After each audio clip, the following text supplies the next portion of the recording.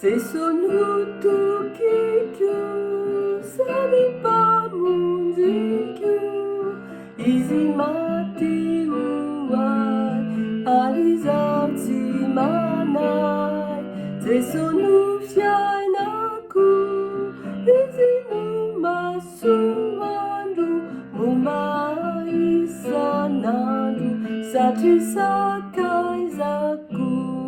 hoazy ny fiderako sy ny fisarako izy fanantenako ary anao tiniko Jeso mpamonjy anao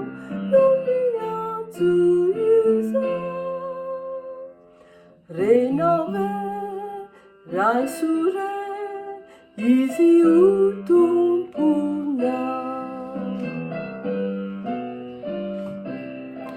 ao aminao Jeso ny filoko rehetra faly aho tsy misy fetra mandrapiavina ianao ry Jeso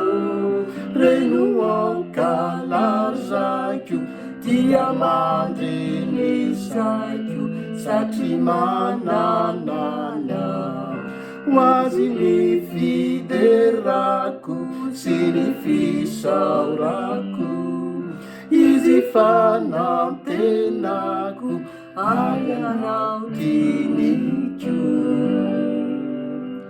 Jeso mpamonjy anao no miantso izao renao ve raisore izy ho tompona